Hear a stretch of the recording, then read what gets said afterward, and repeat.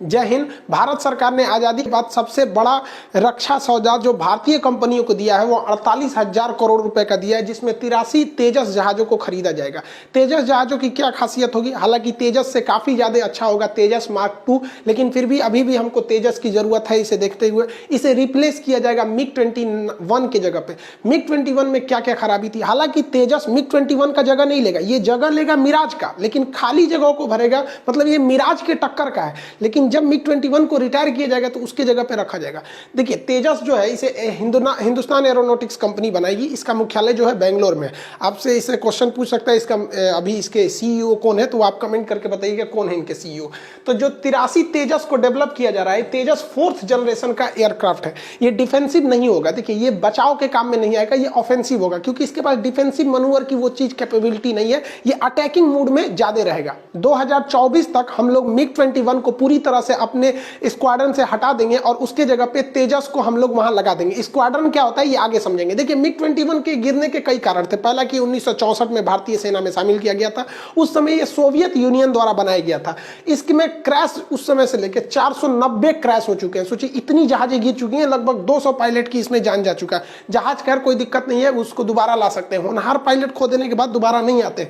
इसमें गिरने की जो सबसे बड़ी समस्या है वो इसकी लैंडिंग स्पीड है। सोच रहा है लैंड करता है कितने स्पीड पे? 350 किलोमीटर प्रति घंटा। सोचा 400 किलोमीटर प्रति घंटा पे टेक ऑफ कर जाएगा, 350 पे लैंड करता है। लैंड करने की वजह से इसके पीछे पैराशूट खोलना पड़ता है। सोचिए उतना पुराना जहाज में पीछे पैराशूट, अगर ये पैराशूट नहीं खुलेगा ना तो इसकी लैंडिंग स्पीड इतनी होती है कि इंजन में आग लग जाएगा या तो फिर रनवे तोड़ के निकल जाएगा। तो कई बार इसके इंजन में आग लगने से ही इसकी दुर्घटना हुई है। हालांकि मिग 21 एक बहुत ही अच्छा इंटरसेप्टर है। इसमें दूसरे जहाजों को टैकल करने की काफी क्षमता है। ये बहुत अच्छे मनूवर कर सकता है।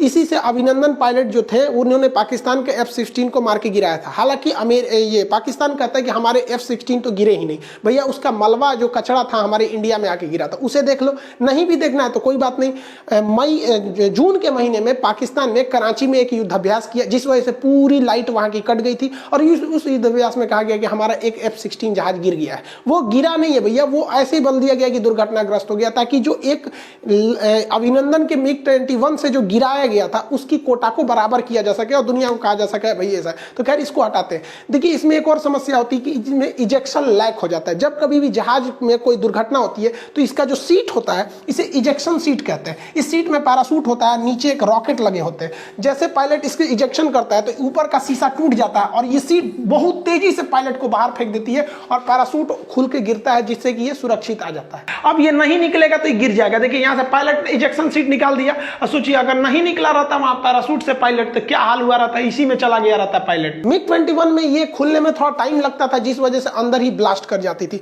और इसकी जो पार्ट्स थे भाई साहब, इसके पार्ट्स मिलने ही बंद हो गए, क्योंकि इसे सोवियत यूनियन ने बनाया था और 1991 में सोवियत यूनियन 15 देशों में टूट गया। ये जो 15 देश थे इसमें से जो टूट गए थे इसमें Kazakhstan, Kyrgyzstan, Tajikistan, Turkmenistan, Uzbekistan, Georgia, Armenia, Azerbaijan, Moldova, Belarus, Ukraine, Estonia, Latvia, Lithuania और रूस, ये 15 देश टूट गए। अब इसमें जो मेन मैन्युफैक्चरिंग होता था वो अलग अलग देशों में होता था। पहले जब हम लोग 1964 में खरीदे थे तो direct USSR, union of Soviet socialist Republican से यानी सोवियत संघ से खरीद लेते थे। लेकिन इसके 1991 में जब इसका विघटन हो गया तो हमारे पास इसके पार्ट पुर्जे मिलने कम हो गए, जिस वजह से इसमें थोड़ी सी दिक्कत आने लगी और इस जहाज में के दुर्घटना होने लगे, जिस वजह से इसे उड़ता हुआ ताबूत या फ्लाइंग कॉकपिन कहते थे, क्योंकि ये पायलटों की जान लेता था। और इसका एक निक नेम भी था विडो मेकर, यानी ये पायलटों की पत्नी को विधवा बना देता था।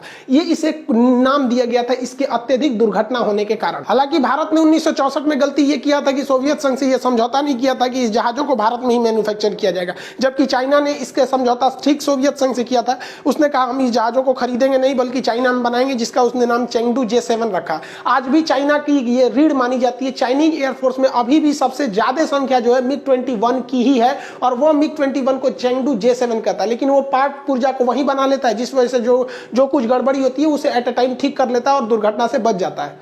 देखिए तेजस की अगर हम कैटेगरी की बात करेंगे तो ये मिराज 2000 की कैटेगरी में आएगा। ये मिराज 2000 बहुत ही बेहतरीन लड़ाकू जहाज है। कारगिल की लड़ाई में यही था जो पाकिस्तान में घुस के वहां के आतंकवादियों के तहलका मचा दिया था। वहां पर इसकी बम्बार्डमेंट की वजह से हमारी भारतीय थल सेना के आगे बढ़ना आसान हो गया था।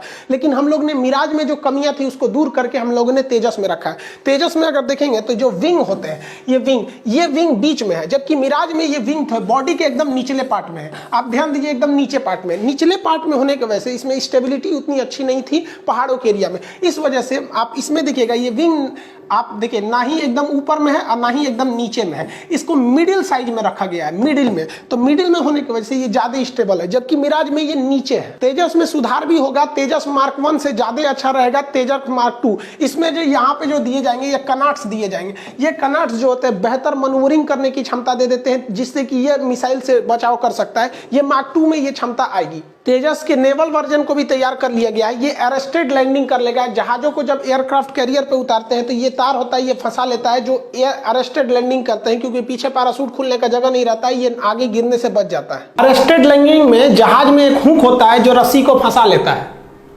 यहां रस्सी फंस गई और जहाज को आगे जाने से रोक देती है, ये रस्सी अरेस्टेड लैंडिंग कहलाती है। इससे काफी जरूरी होता है ताकि जहाज को आगे गिरने से रोका जा सके, वरना ये समुद्र में गिर जाएगा। तेजस में लगाए जाने वाले कावेरी इंजन उतना सक्सेस नहीं हुआ, क्योंकि उसमें वाइब्रेशन और थोड़ा सा पावर लैग की समस्या थी। इसलिए जो तेजस में हम लोग ने इंजन लगाया है वो अमेरिका से आयातित जनरल इलेक्ट्रॉनिक्स के इंजन को लगाया गया है।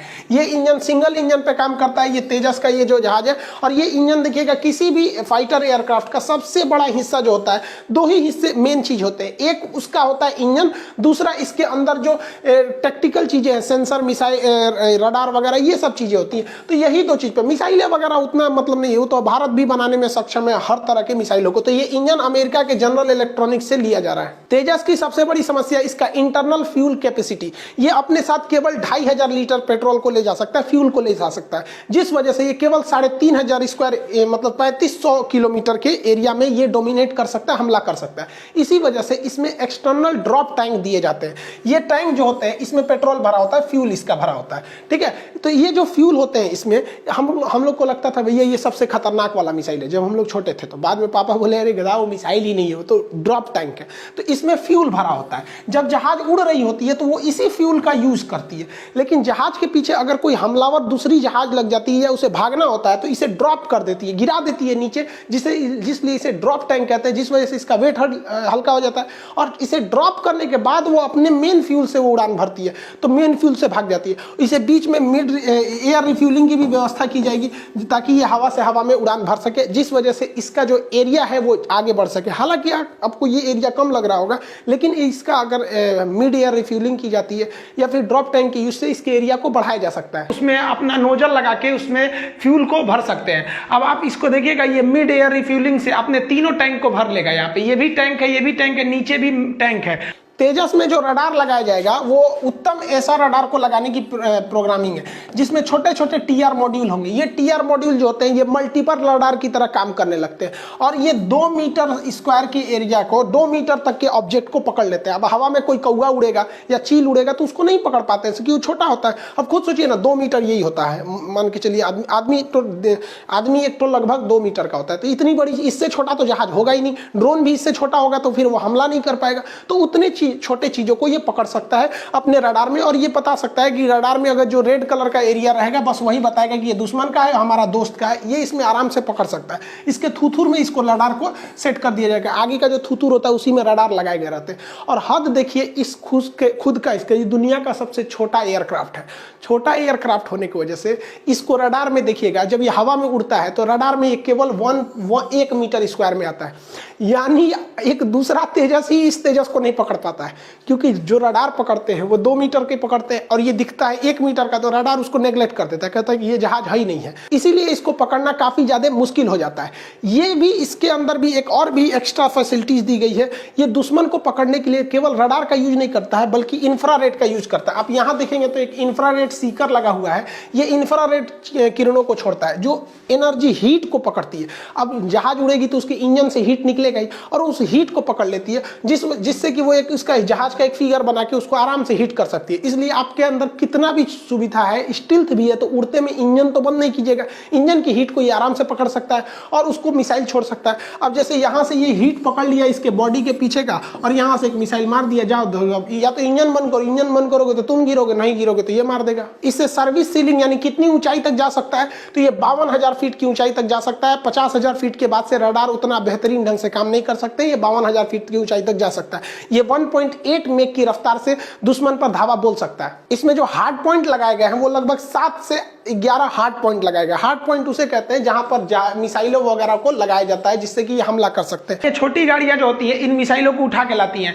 और उसके बाद से इन्हें हम लोग जहाज के करीब ले आते हैं और जहाज के जो विंग्स होते हैं उनके हार्ड पॉइंट में इन्हें हम लोग फिट कर देते हैं ताकि हमला के समय ये एकदम सटीक हमला कर सके। जब ये हार्ड पॉइंट में फिट हो जाएंगे तब इस जहाज को उड़ा दिया जाएगा। तो हार्ड पॉइंट होते हैं सब इसमें जो लोड कैरिंग कैपेसिटी है वो 5 से 6 टन है। एक ट्रक जो होता है वो 1 टन उठा सकता है। लगभग 6 ट्रक को लेकर उतनी तेजी से उड़ान भर सकता है। इसमें हर तरह की मिसाइलें होंगी। एयर टू एयर मिसाइलों के लिए अस्त्र मिसाइल को डेवलप किया जा रहा है बियॉन्ड विजुअल रेंज, यानी जहां तक आसमान में आप देख नहीं सकते हैं वहां तक ये हमला कर सकता है। और इस मिसाइल की सबसे बड़ी खासियत क्या होती है, इस मिसाइल में धुआं नहीं निकलते। अस्त्र मिसाइल धुआं नहीं छोड़ती है, केवल इसके पीछे से हीट निकलता है। ये अस्त्र मिसाइल पीछे से जो लाल दिख रहा होगा वो धुआं नहीं है, उसका हीट है जो रेड कलर का होता है। तो ये दुश्मन इसे पकड़ नहीं सकता है। हालांकि इस पे एक और मिसाइल लगाएंगे एयर टू ग्राउंड के लिए ब्रह्मोस होगा, एयर टू एयर के लिए भी ब्रह्मोस काफी ज्यादा कारगर साबित होगा। तो ये मिसाइलों के लिए तो हमें कोई पूछना ही नहीं है। और उसके बाद भी हम लोग MTCR यानी मिसाइल टेक्नोलॉजी कंट्रोल रिलम के सदस्य हो चुके हैं। हम जो मन मिसाइलें खरीद सकते हैं, जो मन मिसाइलें बेच सकते हैं। तो मिसाइल के मामले में हम लोग को कोई टेंशन लेने की जरूरत नहीं है। अगर कोई मिसाइल इसी को मार दे तो इसको मिसाइल को बचने के लिए मिसाइल अप्रोच वार्निंग सिस्टम लगा हुआ है। इसमें लगा हुआ कंट्रोल पैनल इसे बता देगा कि पीछे कोई मिसाइल आ रही है तो ये फ्लेयर छोड़ देगा, इसे धुआं छोड़ देगा। तो मिसाइलवा कंफ्यूज हो जाएगी, अरे इंजन तो तनी सा गर्म है, ये उससे भी भयानक गर्म है। तो मिसाइलवा इधर ही चल जाएगी, कह देगा जब मार दो हम तो चल रहे हैं, इधर चल देंगे। यहाँ पर यह फ्लेयर के द्वारा अपनी सुरक्षा कर सकता है और फ्लेयर छोड़ के पूरी तरह से आसमान में मिसाइल को कंफ्यूज करके भाग जाता है। इसके कॉकपिट में वॉइस कमांड भी दिया गया है। जैसे आप लोग गूगल में देखिएगा ना, बोल देते हैं, गूगला से पूछ देते हैं कुछ कि भारत की राजधानी कहाँ है, तो बोल देता है भारत की राजधानी नई दिल्ली है। ऐसे करके वो महिला बोलती है ना गूगला में, वैसे ही इसमें वॉइस कमांड दिया गया है इसके कॉकपिट में, ताकि पायलट को अगर मनूवर करने में दिक्कत हो तो कुछ बोल देगा, मिसाइल मार हो जो दहीने भाग रहा है, मार देगा, धाए दे उसको यहाँ पर। और इसमें जो स्क्रीन दी गई है जो मिसाइलों को कंट्रोल करने में काफी ज्यादा मददगार साबित होगी। सामने के डिस्प्ले की मदद से ये दुश्मन की जहाज को पहले व्यूज देखते हैं। जैसे सामने व्यू दिख गया, विजुअल हो गया, अब अपने जहाज को ठीक उसके सीध में कर देते हैं। जैसे आपको यहाँ पर जहाज दिख रहा होगा, विजुअल पहले पायलट खोजेगा, उसके बाद उसको अपने सामने के रडार में लाएगा। जहाज के पास केवल आगे का रडार होता है। जैसे ये विजुअल दिख रहा है आपको दुश्मन का जहाज, यहाँ पे एक छोटा सा जहाज दिख रहा है विजुअल, अब इस जहाज को सीध में लाएगा। अब जैसे इसमें जहाज के आगे चौकोर घेर लिया, मतलब इसका रडार पकड़ लिया, इसको इस गोल सर्किल में लाके गोली मारेगा, उसको लग जाएगा। गोली मार दिया, लग गया, लेकिन उसके डायने पे लगाया, वो भाग गया। अब ये क्या करेगा, उसको दौड़ाएगा, वापस उसको विजुअल देखेगा कि कहां भागा है वो। जब उसको विजुअल देख लिया जाएगा कि यहां पर है, तो फिर जहाज को ये उठाएगा, फिर उसको रडार में लाएगा। रडार में जैसे आएगा चौकोर बन गया, अब इस गोल सर्किल में जैसे आ जाएगा तो लॉक हो गया, अब वो नहीं बच पाएगा। अब गोली चलाएगा तो नहीं बचेगा, ब्लास्ट हो गया। यहाँ पे ये विजुअल सीन को जहाज ऊपर उठाएगा, इसको अपने जहाज के फेस को नोज ऊपर उठाएगा, अब इसको रडार में लाएगा। रडार जैसे इसको पकड़ेगा, इस पे चौकोर हो गया, अब ये इसको लॉक करेगा, लॉक हो गया, इस पे लॉक कर भाई साहब, भाग जाएगा। अभी ये सर्किल में आ गया, लॉक नहीं होगा, हाँ अब मारेगा तो इस पे लग जाएगा, लग गया अब उसके ऊपर, अब उसको बचना मुश्किल है, लॉक हो गया वो। तो तेजस हमारे लिए एक सफिशिएंट हो जाएगा, मिग 21 का जगह ले लेगा। लेकिन जब हम बात करते हैं टू फ्रंट वार का, तो एक यानी चाइना को और एक पाकिस्तान, हालांकि इसको टू फ्रंट नहीं करना चाहिए, एक ये फ्रंट हो गया, आधा फ्रंट ये हो गया, 1.5 फ्रंट वार की बात करते हैं। तो यहाँ हमने 2 लिख दिया, गलती से लिखना चाहिए था 1.5 फ्रंट वार के लिए। तो हमारे पास 42 स्क्वाड्रन होने चाहिए। स्क्वाड्रन क्या होता है, जिस तरह से फौज में बटालियन होती है, नेवी में फ्लीट होता है, उसी तरह एयरफोर्स में स्क्वाड्रन होता है। एक स्क्वाड्रन में लगभग 18 जहाजों को रखा जाता है। कोई स्क्वाड्रन में 18 से ज्यादा भी होते हैं, कुछ स्क्वाड्रन में 18 से कम भी जहाजें होती है, लेकिन अमूमन एक स्क्वाड्रन में ये मान के चलते हैं कि 18 जहाजें होती हैं।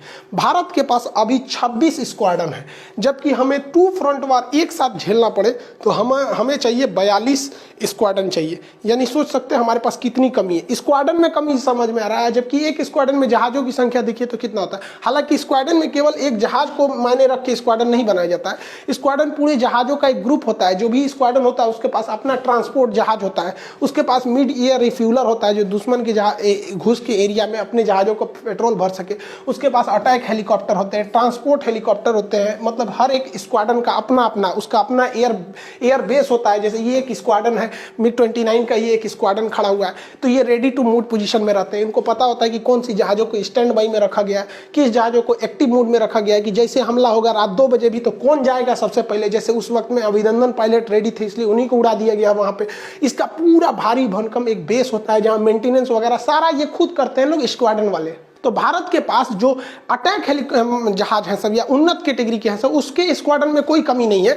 हमारे पास जो स्क्वाड्रन है 26 स्क्वाड्रन है, उसमें से 14 स्क्वाड्रन तो सुखोई के हैं जो एकदम एडवांस है, 6 स्क्वाड्रन जगुआर के हैं जो एटॉमिक हमला करने के में सक्षम है, 3 स्क्वाड्रन मिग 29 के हैं, 3 स्क्वाड्रन मिराज के हैं, और अभी 2 स्क्वाड्रन यानी 18 2 ठो जहाज आ जाएंगे, 36 इसमें भी हो जाएंगे सब।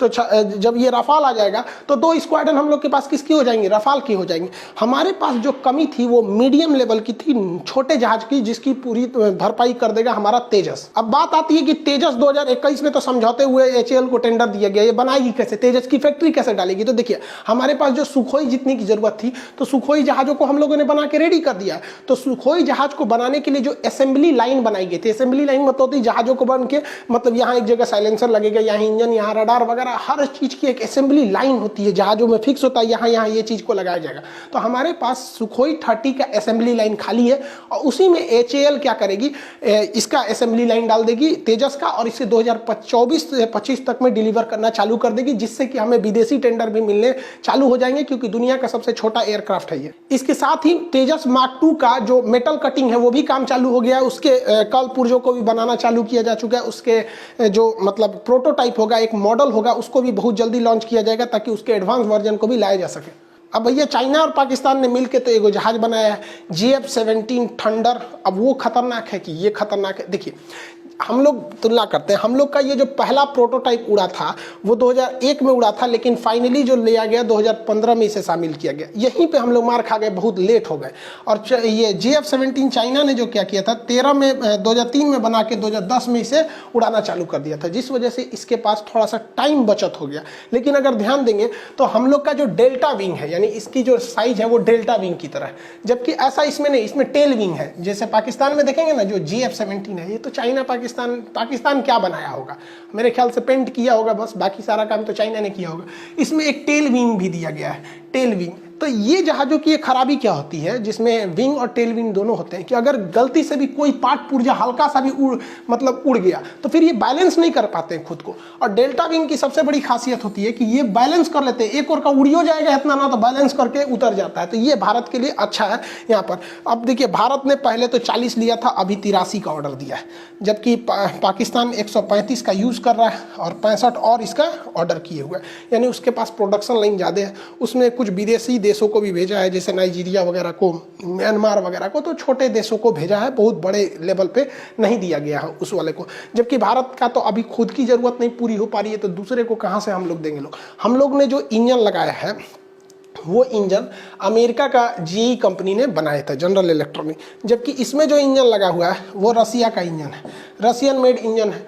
हम लोग का जो ज़्यादातर पार्ट पुर्जा तेजस में लगाया गया है वो मल्टीपल नेशन से आया है, यानी रडार इजराइल से मंगा लिए हैं लोग, इंजन अमेरिका से मंगा लिए हैं लोग, विंग्स वगैरह में जो लगने वाले इलेक्ट्रॉनिक सेंसर थे वो रसिया से मंगा लिए हैं लोग। ये हम लोग के लिए थोड़ा सा एक निगेटिव पॉइंट है, क्योंकि जहाँ जहाँ से हम लोग मंगाए हैं वहाँ से हमारे संबंध अच्छे रहने चाहिए। तो भैया मंगाए हैं तो संबंध तो अच्छा ही होगा, लेकिन अगर हम किसी देश को बेचते हैं, मान के चलिए कि हम UAE को बेच देते हैं या ईरान को बेचते हैं सपोज कीजिए, तो हम लोग को तो लगेगा बहुत अच्छा है, ईरान को बेचेंगे, तो फिर इजराइल कहेगा कि ईरान को बेचोगे तो हम रडार नहीं देंगे। तो ये हम लोगों ने एक थोड़ा लोचा पाल के रख लिया है कि हमारा भी संबंध अच्छा होना चाहिए, जिसे बेचेंगे उसका भी। जबकि पाकिस्तान के साथ ऐसा नहीं है, इसके सारे पार्ट पुर्जे चाइना नहीं दे रखे, इसलिए कोई भी देश को इजीली रहेगा कि हाँ भैया ये जहाज खरीद लो, कुछ भी घटेगा चाइना से आ जाएगा। और चाइना, अगर चाइना से व्यापार करते हैं तो चाइना भी आपके लिए खड़ा रहेगा। ये चाइना की एक प्लस पॉइंट होती है, वो मतलब अगर उसका डिफेंस डील अच्छा है तो कहीं पे भी खड़ा हो जाता है, वो आतंकवादी को भी बचाने लगता है।